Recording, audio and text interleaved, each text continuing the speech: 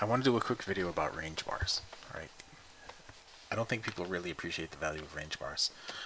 To do this, I want to look at the other types of bars first to show you why range bars are so much better. All right. Let's start out with this right here. All right. Now this is not my regular TradingView platform. This is my regular StoneX platform.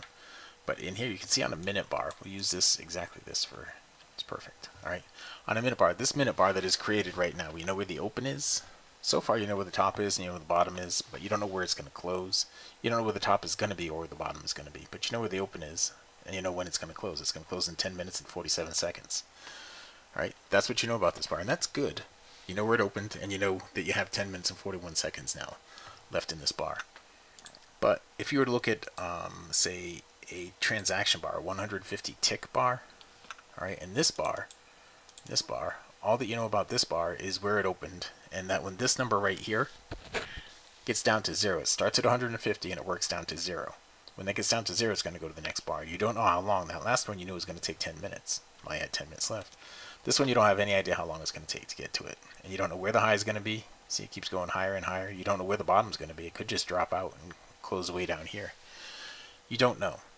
All right. All you know is where it opened, and that when that gets to 0, it's going to go to the next bar. You don't know where it is. There it is. It went right there. You didn't know it was going to be there. You had no idea it was going to be there, right? That's what the transaction bar, 150 transactions, or a tick bar, is what they call them.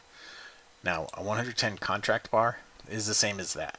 The only information that you have is where it opened, and when that gets to 0, it's going to go to another bar. So the transaction bar, the tick bar, and the volume bar, because of that, give you the least amount of information that you can work with to prepare for the next trade. All right, the least amount of information that you can work with. At least with a minute bar, you know, like this 30-minute bar, at least you knew we had, at that time we had 10 minutes left. Now we have 9 minutes and 25 seconds left to this bar. At least you knew that much. You knew where the open was, and you have that much time left. So you have a time element, and you have the open. That's all you have. You don't have the high, you don't have the low, you don't know where it's going to close. You don't know if it's going to close at the high, you don't know if it's going to close at the low. Could close anywhere in between. You know what the high is going to be or what the low is going to be. Could close anywhere in between, or at the high or at the low. Note that you have wicks on both sides of almost every one of these candles. All right. Now we'll get to the range bar. The beauty of the range bar. This is why I use range bars for everything. The beauty of the range bar. We'll go with the 10 range here. The beauty of the range bar is every bar has to close either at the top or at the bottom to get to the next bar. It has to exceed the range of the bar to get to the next bar. So it has to close at the top or it has to close at the bottom to get to the next bar. Okay? So that is good information. The one thing you don't know is how long that's going to take. That's the only element you're missing, is the time element. But you have the price element. You know exactly where it's going to close. If you know where the bottom is, you know where the top's going to be.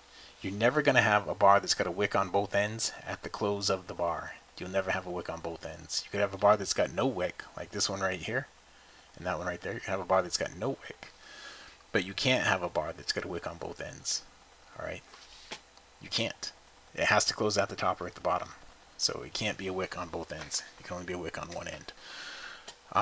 So the beauty of this is you know ahead of time where that bar is going to close. Like right now, this bar it's a 10 range bar, right?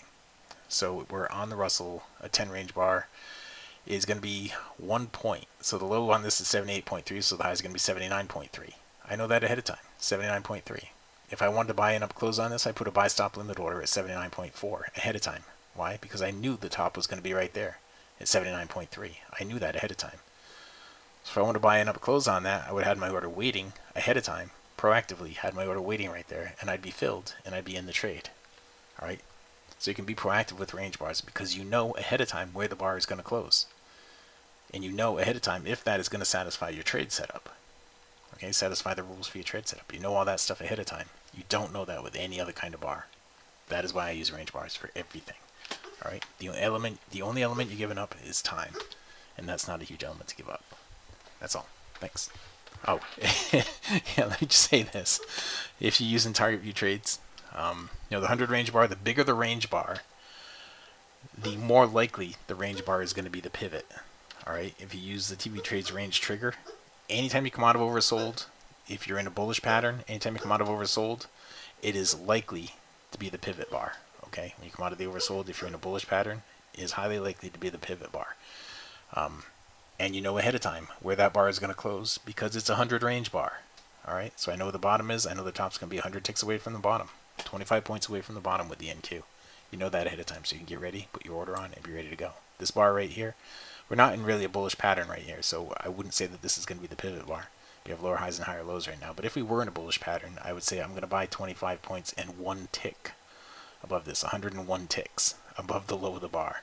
All right, so it'd be 618.75, 619 is what I'd be buying. All right, or not, I'm sorry, not 619. It'd be 25 points. It'd be not 619. It'd be 519 plus 25, whatever that is. That's what I'd be buying. All right, plus 25 in a tick, and that's it. That's all you need to do. All right, that's why I use range bars on everything.